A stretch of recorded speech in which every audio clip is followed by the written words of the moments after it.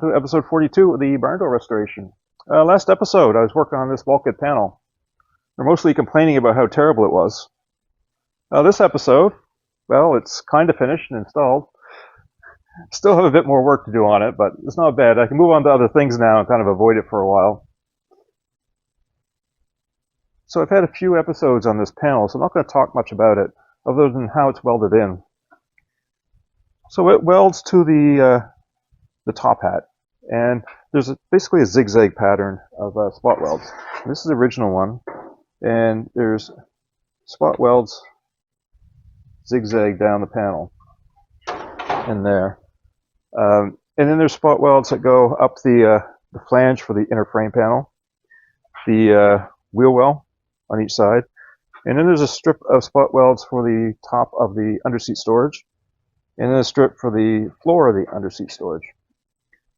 There's also two gussets on the cab side that spot weld down these spots. Now, when they put these together, I've seen photos, production photos of these, where the chassis has the outriggers, the inner cross members, control tubes. It also has the underseat storage and the wheel wells in the front, but no bulkhead and none of the upper floor frame. In the same photo, one of the same photos, there's also a picture of the floor frame, so the top hats, cross members, and the inner rocker panels, setting as an assembly. And then I've seen photos of them basically like this, but the floor framing in and the bulkhead on. So my assumption is when they actually welded the bulkhead to the floor frame and then put the whole thing as one unit. And the reason I'm thinking that is the spot welds on here, I can feel them on the inside. I can feel a little divot where the spot weld is. There's some that are quite pronounced. There's one there that's really pronounced. So it tells me they had to have access to weld those together. So my assumption is they welded the bulkhead to the floor frame and then put that in as one unit and welded it all in. Because the only pictures I've seen of these with a bulkhead has the floor frame, and the ones without the bulkhead don't have the floor frame. Last episode, I was mentioning how much trouble I was having with getting this welded up, getting it perfectly flat, and having everything just right. And a lot of that was because of where these ribs terminated. There were stress points, and I had to shrink it.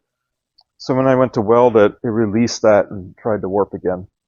So I had quite a bit of work trying to keep all these spots nice and flat. I put about another 10 hours, 12 hours into it. It's pretty good. It still needs a little more work. There's a few spots that I need to... There's a spot here that's kind of... Well, there's a little bit of oil canning right there. When the panel was off unsupported, it moved around a bit. So you could dolly it, and then it would move a bit, and it would pop and warp. So I really couldn't go any further until it was solid. And now it's nice and solid. I can work that and get that nice and smooth again. The other side actually came out much better. Quite happy with the other side. This center seam here, I'm going to have to put a very thin coat of filler down the seam.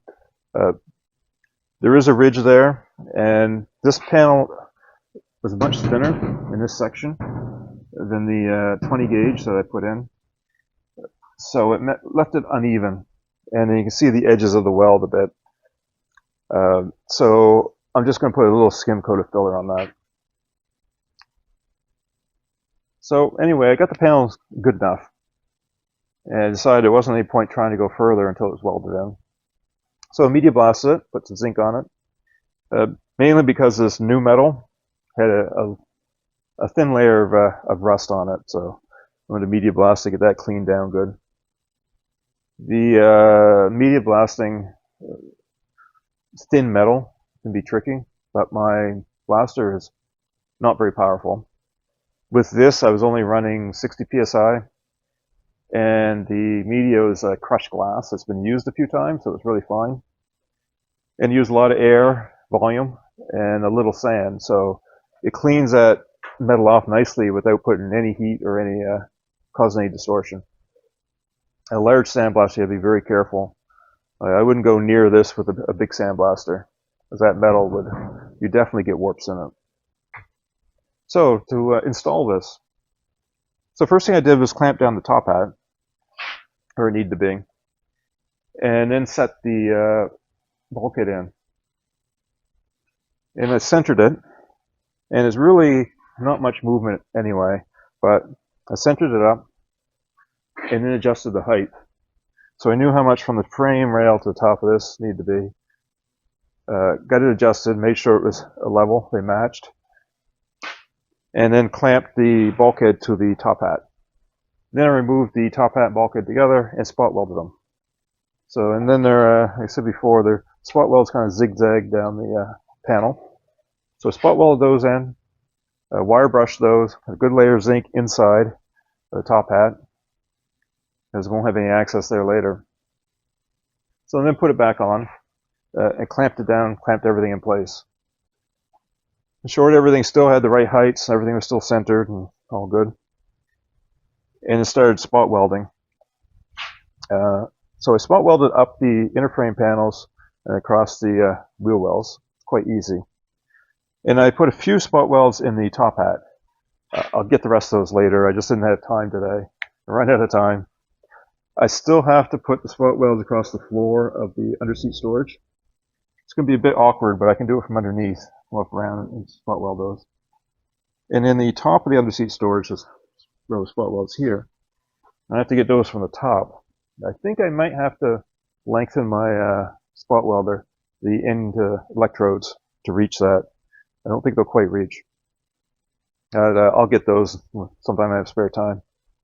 Also, the gussets in here, I haven't welded those in, only because the B-pillars, when I put them in, they have to be exactly perpendicular to the frame rail. I can then move the bulkhead so it fits perfectly with them, so they're not offset. It's just easier to do it later than it is now, and then have to modify it or change it to have it not quite right. Anyway, it's done enough that I can ignore it for now and move on. That about covers this episode. Super happy to have the bulkhead panel up to this stage. Now we can move on to something else. Next episode, the rear floor framing. So I get the I-beams, top hats, inner rocker panels, and the 4 jack points. I'll get all that welded in. That'd be fun to do something different. I did do a revision to the drawings for this and upload to GrabCAD. There'll be a link in the description for the GrabCAD files for everything I've done so far. So I did make small revisions to this. So thanks for the comments. I appreciate them. Please subscribe if you're enjoying the videos. And thanks for watching.